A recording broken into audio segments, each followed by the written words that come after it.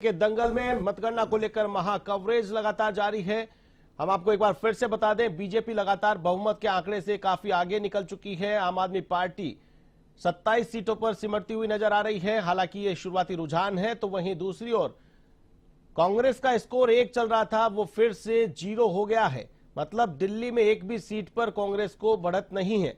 चर्चा करने के लिए लगातार मेरे साथ स्टूडियो में बने हुए हैं बीजेपी प्रवक्ता सुमित श्रीमाल जी, और साथ ही साथ हमारे साथ जुड़ गए हैं कांग्रेस प्रवक्ता प्रकाश मीणा जी। प्रकाश जी, आपका बहुत बहुत स्वागत है। प्रकाश जी, दिल्ली का जनता का मैंडेट सामने आ रहा है। हालांकि शुरुआती रुझान है, लेकिन जिस प्रकार का इशारा हो रहा है और जो एग्जिट पोल थे वो एग्जिट पोल होते हुए नजर आ रहे हैं।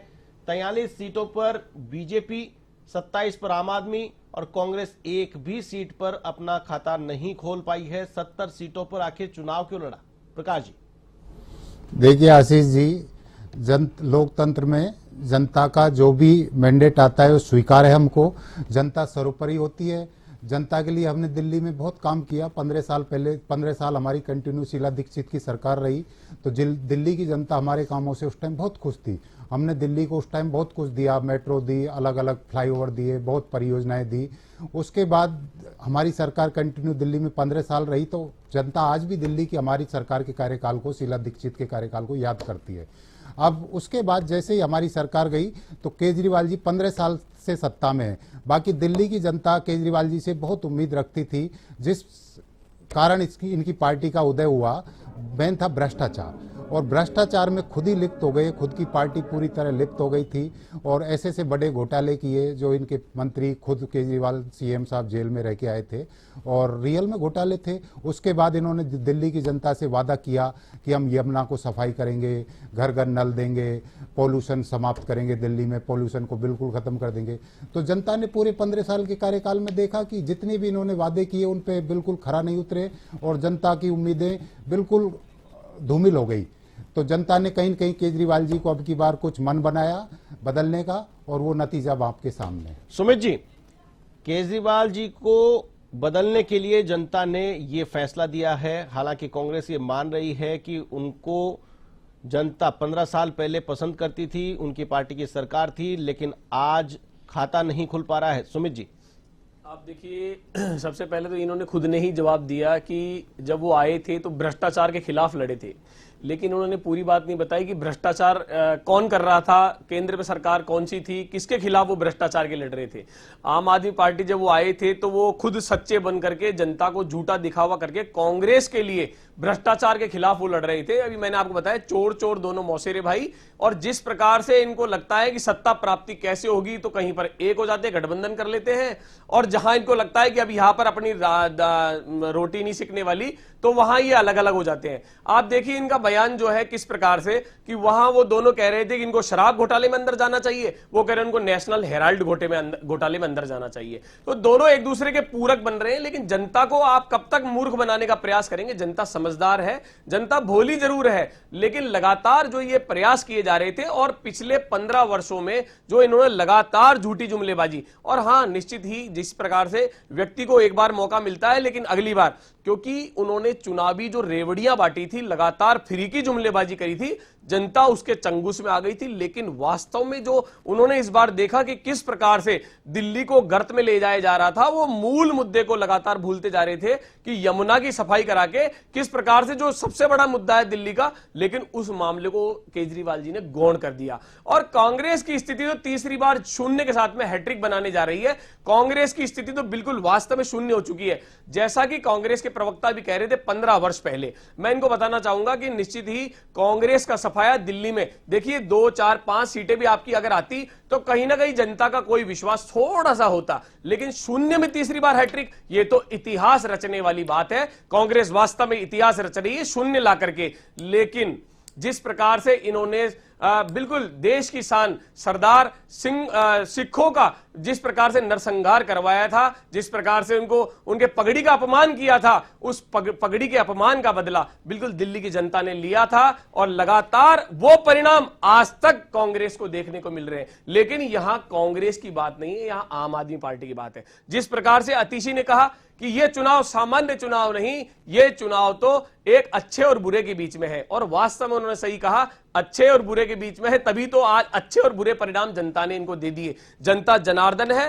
भारतीय जनता पार्टी का कार्यकर्ता ने जिस प्रकार वहां मेहनत की, लगातार 5 साल 10 साल से वो लगातार प्रयासरत थे, और जिस प्रकार संगठन सर्वोपरि मान करके वहां ऐसा नहीं कौन मुख्यमंत्री बनेगा, वहां बिल्कुल केंद्रीय नेतृत्व बिल्कुल फाइनल करेगा और निश्चित ही एक सामान्य कार्यकर्ता मुख्यमंत्री भी बनेगा, और दिल्ली की जो विकास की गति है निश्चित ही वो 10 गुना होगी। जिस प्रकार से देश की विकास की गति जो कहती थी जनता की अब इस देश का कुछ नहीं हो सकता, लेकिन मोदी जी के आने के बाद आज विश्व में जो 5वीं अर्थव्यवस्था बनकर के 3री अर्थव्यवस्था में हम पहुंच रहे हैं, और भारत को अब पूरे विश्व में पूजे जाने लगा है। जिस प्रकार से उसी प्रकार से भारतीय जनता पार्टी अब दिल्ली में सत्ता में बैठेगी, और निश्चित ही परिणाम भी सुखद आ रहे हैं, और ये निश्चित ही जनता के का धन्यवाद है, कार्यकर्ताओं का धन्यवाद है।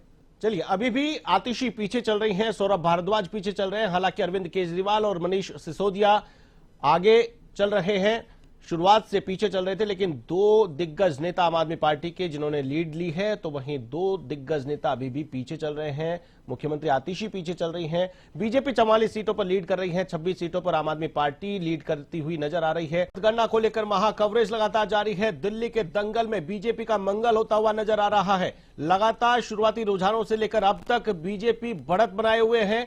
बहुमत के आंकड़े से पार बीजेपी लगातार फिलहाल 40 के पार बीजेपी नजर आ रही है। 70 सीटों के रुझान सामने आए हैं। बड़े दिलचस्प परिणाम सामने आ रहे हैं। देखना दिलचस्प होगा कि दिल्ली के दंगल में किस प्रकार से आम आदमी पार्टी का किला ध्वस्त हो रहा है, कांग्रेस का खाता नहीं खुल पा रहा है। 27 साल बाद बीजेपी सत्ता में वापसी करती हुई नजर आ रही है। इसी पर लगातार चर्चा करेंगे। चर्चा करने के लिए मेरे साथ स्टूडियो में बने हुए हैं बीजेपी प्रवक्ता सुमित श्रीमाल जी और कांग्रेस प्रवक्ता प्रकाश मीणा जी। प्रकाश जी, जिस प्रकार से शुरुआती रुझानों में देखा, 1 सीट कांग्रेस के खाते में जाती हुई नजर आ रही थी, लेकिन अब वो फिर से 0-0 हो चुकी है। फिर से कांग्रेस का खाता भी नहीं खुल पा रहा है और बीजेपी लगातार तंज कसती हुई नजर आ रही है। हैट्रिक बनाने जा रही है कांग्रेस। आखिर क्यों 70 सीटों पर चुनाव लड़ा? प्रकाश जी। आशीष जी, अभी टाइम 12 बजे तक बहुत उलटफेर होने की संभावना है। ऐसा नहीं कि अभी फाइनल रिजल्ट आ गए, अभी बहुत कुछ उलटफेर होगा और 0 की स्थिति नहीं है। हमारे भी कुछ वोट जनाधार है और अब की बार हमने पूरे मन से दिल्ली में चुनाव लड़ा है और अच्छे प्रत्याशी हमने अच्छी जगह पे उतारे, जो पब्लिक में उनके प्रति बहुत ज़बरदस्त आसक्ति थी। और देवेंद्र यादव जी हैं, कस्तूरबा नगर से अभिषेक दत्त है और अलका लांबा जी हैं। हमारे 8-10 कैंडिडेट तो बहुत स्ट्रांग थे, तो इस वजह से अभी बहुत उलटफेर की संभावना है। और रही बात, मेरे साथी प्रवक्ता कह रहे थे कि इन्होंने इन भ्रष्टाचारियों के साथ मिलकर चुनाव लड़ा, तो मैं बताना चाहूँगा कि सरकार तो आपने भी बनाई थी जम्मू कश्मीर में मुफ्ती महमूदी के साथ, और उसके बाद आप में नीतीश कुमार जी ने आप पे भ्रष्टाचार के आरोप लगा कर इंडिया गठबंधन बनाया। चंद्रबाबू नायडू ने सबसे पहले बगावत की, उनका भी आप समर्थन लेके सरकार चला रहे हो। तो ये तो राजनीति में आप भी करते हो, ये थोड़ी कि आप बिल्कुल ही स्वच्छ हो, स्वच्छ राजनीति, ईमानदारी की राजनीति कर रहे हो। हमारे जितने भी नेता हैं उन पे कुछ करप्शन, ईडी सीबीआई लग रही है, आपके पास जाके उनके सारे पाप धुल जाते हैं। प्रकाश जी, मैं रोकना चाहूंगा, यहां पर एक बयान आया है, बीजेपी प्रत्याशी राजकुमार आनंद का बयान सामने आया है, आपको सुनाते हैं क्या। तो वहीं दिल्ली के दंगल में बीजेपी का मंगल लगातार देखने को मिल रहा है। 42 सीटों पर बीजेपी लगातार बढ़त बनाए हुए हैं। 28 सीटों पर आम आदमी पार्टी और कांग्रेस खाता खोलने के लिए संघर्ष करती हुई नजर आ रही है। मेरे साथ लगातार मेहमान जुड़े हुए हैं, बीजेपी प्रवक्ता सुमित श्रीमाल जी और कांग्रेस प्रवक्ता प्रकाश मीणा जी। सुमित जी, जिस प्रकार से कांग्रेस संघर्ष कर रही है, सत्ता के लिए नहीं, सिर्फ अस्तित्व के लिए, 1 सीट भी फिलहाल जो दिख रही थी, 1 सीट पर बढ़त थी, वो भी 0 हो चुकी है। क्या कहेंगे, कांग्रेस से मुकाबला था या आम आदमी पार्टी से ही मुकाबला था? देखिए, कांग्रेस तो दिल्ली के चुनाव में कहीं मुकाबले में रही नहीं। जैसा कि बिल्कुल प्रकाश जी भी कह रहे थे कि 8-10 व्यक्ति इनके मजबूती से चुनाव लड़ने का, जैसा ये बात बता रहे थे, तो ये खुद ही शहर स्वीकार कर रहे हैं। आपने प्रश्न किया 70 सीटों पर चुनाव क्यों लड़ा, तो इन्होंने बताया 8-10 सीटों पर। तो आप देखिए सिर्फ जनता को दिखावा कर रहे थे, और जनता जनार्दन जो है उसने जनादेश दिया है, उसको नकारा नहीं जा सकता, क्योंकि लगातार जैसा भी आपके संवाददाता ने बताया कि किस प्रकार से चुनाव आयोग पर वो प्रश्नवाचक लगा रहे हैं। आप लगातार देखिए ये इनका इतिहास रहा है कि जब जब ये हारे तब तब इन्होंने चुनाव आयोग पर, ईवीएम पर इन्होंने आरोप प्रत्यारोप लगाए। लेकिन ये आरोप ईवीएम पर नहीं, जनता के जो इन्होंने जो नतीजा दिया, जनता जनार्दन ने जो जनादेश दिया, ये उस पर लगाते हैं प्रश्नवाचक। तो जनता अब इस बात को समझ चुकी है। और आप देखिए जिस प्रकार से उमर अब्दुल्ला जी बयान दे रहे हैं, कभी ये बयान इतना दुर्भाग्यपूर्ण है कि उन्होंने कभी यह बयान नहीं दिया कि सभी एक रहेंगे और राष्ट्र के लिए कार्य करेंगे तो वास्तव में हमारे राष्ट्र की तरक्की होगी, राज्य की तरक्की होगी और देश बिल्कुल नित्य नई ऊंचाइयों को छुएगा। लेकिन वहीं वो विपरीत बयान दे रहे हैं कि आप दोनों अगर साथ रहते तो ये परिणाम नहीं देखने को मिलते। लेकिन उमर अब्दुल्ला जी, बिल्कुल मैं ये कहना चाहूंगा कि आपको बिल्कुल जनता जनार्दन ने जो जनादेश दिया है आप उसको नकार नहीं सकते। जिस प्रकार से दिल्ली में आज कांग्रेस शून्य पर हैट्रिक बना रही है, और जिसी झूठी जुमलेबाजी में जो आम आदमी पार्टी ने जिस प्रकार से जनता को गुमराह किया, पिछले उन्होंने जो वादे किए थे यमुना के लिए और कई प्रकार के, तो वो सारे वादे आज झूठे साबित हुए और जनता ने उसका परिणाम भी दिया। जिस प्रकार से जनता ने इस लोकतंत्र के उत्सव में बढ़ चढ़ करके भाग लिया था और माननीय प्रधानमंत्री नरेंद्र मोदी की योजनाओं पर मोहर लगाई, आज वो परिणाम जनता के सामने है। और निश्चित ही लगातार हम लगातार जिस प्रकार से अन्य राज्यों में हम जीते, दिल्ली में भी हम जल्दी ही सरकार बनाएंगे और एक आम व्यक्ति, एक आम कार्यकर्ता वहां का मुख्यमंत्री बनेगा। सुमित जी, क्या ये चुनाव, हरियाणा के चुनाव में जिस प्रकार के परिणाम देखने को मिले, वहां पर सीधी टक्कर कांग्रेस और बीजेपी के बीच में थी, वहां 90 सीटों पर आम आदमी पार्टी ने प्रत्याशी उतारकर बीजेपी का रास्ता साफ कर दिया। शायद आम आदमी पार्टी और कांग्रेस के प्रत्याशियों का गठबंधन अगर होता, वहां पर दोनों पार्टियां गठबंधन करती, दोनों प्रत्याशियों की अगर वोट को मिला लिया जाए तो बीजेपी के लिए मुश्किलें खड़ी होती और शायद परिणाम उलट होता। यही सीन दिल्ली में देखने को मिल रहा है। क्या आम आदमी पार्टी और कांग्रेस की लड़ाई का बेनिफिट बीजेपी को मिला है? यहां पर अगर दोनों पार्टियां मिलकर के गठबंधन करके चुनावी मैदान में जाती तो शायद बीजेपी के लिए राह आसान नहीं होती। आप देखिए कि बिल्कुल अब इस बात को, इस वास्तविकता को अब जनता समझ चुकी है कि राजनीतिक दृष्टिकोण से आशीष जी ये बात ठीक लगती है कि आम आदमी पार्टी के वोटर्स और कांग्रेस के वोटर्स जब आपस में मिलेंगे तो वो दोनों गठबंधन होगा, जुड़ेंगे और वो हो सकता है कि किसी तीसरी पार्टी को बिल्कुल चुनौती दे सके। लेकिन आप देखिए कि जिन्होंने दोनों ने गलतियां करी, राष्ट्र को गर्त में ले जाने का कार्य किया, दिल्ली को गर्त में ले जाने का कार्य किया, वो दोनों एक नहीं हो सकते। रोकना चाहूंगा इस वक्त की बड़ी खबर, अरविंद केजरीवाल फिर से पीछे हो गए हैं। लगभग 300 वोटों से पीछे चल रहे हैं। 6 राउंड की काउंटिंग के बाद एक बार बढ़त बनाई थी। हालांकि शुरुआती रुझान में अरविंद केजरीवाल पीछे चल रहे थे, लेकिन बीच में देखने को मिला अरविंद केजरीवाल आगे निकल गए थे। लेकिन अब फिर से लेटेस्ट अपडेट आपको बता रहे हैं, लगभग 300 मतों से अरविंद केजरीवाल फिर से पीछे हो गए हैं। जनता के सामने मुख्यमंत्री का पद छोड़ना, जेल में थे तब पद नहीं छोड़ा, जेल से बाहर आने के बाद पद छोड़ा और एक मैसेज दिया कि अब दिल्ली की जनता फैसला करेगी। क्या उन पर लगे आरोप सही है या गलत, तो क्या यह जनता ने तय कर दिया? प्रकाश जी, जिस प्रकार से उन्होंने कहा था कि अब मेरा फैसला जनता करेगी, मैं जनता के दरबार में जाऊंगा और उसके बाद में मुख्यमंत्री की कुर्सी पर बैठूंगा, उन्होंने मुख्यमंत्री पद से इस्तीफा दिया। जनता से अपील की थी कि वो फैसला करे, वो तय करे कि वो गुनहगार है या नहीं, वो भ्रष्टाचारी है या नहीं। तो अब क्या माना जाएगा? देखिए आशीष जी, सबसे पहले तो मैं बताना चाहूंगा कि हमारा जो गठबंधन बना था, इंडिया गठबंधन, वो सिर्फ लोकसभा चुनाव के लिए था। राज्य में हमारे लिए कभी भी कोई ऐसी बात नहीं हुई कि हम राज्य में भी चुनाव, विधानसभा चुनाव मिलकर लड़ेंगे। हरियाणा चुनाव हुआ, हमने बिल्कुल आम आदमी पार्टी से अलग लड़ा। दिल्ली चुनाव हुआ, हमने अलग लड़ा। सिर्फ लोकसभा चुनाव तक हमारा गठबंधन था। उसके बाद दिल्ली की जनता को अरविंद केजरीवाल के जो वादे थे उनसे बहुत उम्मीद थी। उनकी इतनी उम्मीद थी कि शायद यमुना भी साफ होगी, घर घर नल आएगा और पोल्यूशन फ्री हो गए। तो 15 साल के शासनकाल में दिल्ली की जनता ने ऐसा जो केजरीवाल के वादे थे उनको कुछ नहीं पाया, सिर्फ झूठ के अलावा। और सबसे बड़ी बात यह थी कि 15 साल लोगों ने झूठ स्वीकार करके, और देखो लोकतंत्र में तो जनमत है। बीजेपी वालों को 27 साल बाद अगर सत्ता का मौका मिल रहा है तो 27 साल बहुत बड़ा वनवास होता है, छोटा मोटा टाइम नहीं होता। तो ये लोकतंत्र में होता है।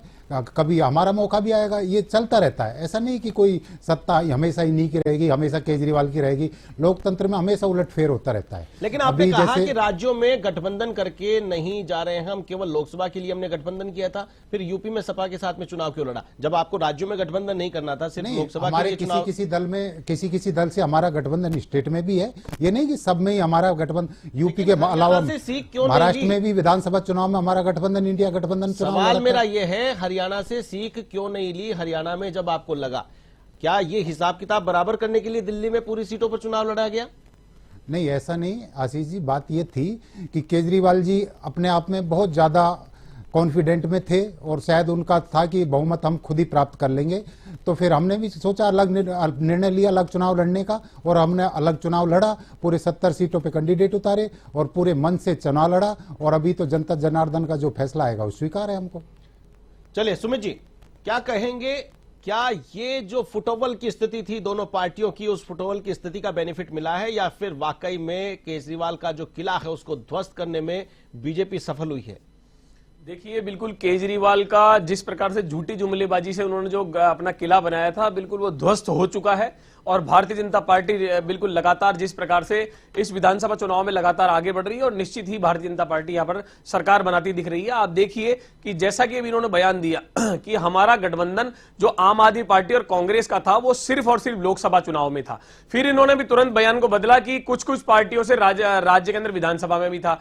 तो मैं ये कह रहा हूं कि निश्चित ही जो लोकसभा के जो परिणाम आए थे, जिस प्रकार से चोर चोर मौसेरे भाई सभी जो जेल जा चुके, कोई नेशनल हेराल्ड मामले में जा रहे थे, कोई शराब घोटाले में जा रहे थे, कोई और घोटाले में जा रहे थे, कोई चारा घोटाले में जा रहे थे। तो ये सब घोटाले वाले जो लोग एक हुए, तो जनता को जब तक समझ में नहीं आया। लेकिन आशीष जी एक बात कहते हैं ना, स्प्रिंग को जितना पीछे खींचेंगे उतनी स्पीड से वो आगे जाती है।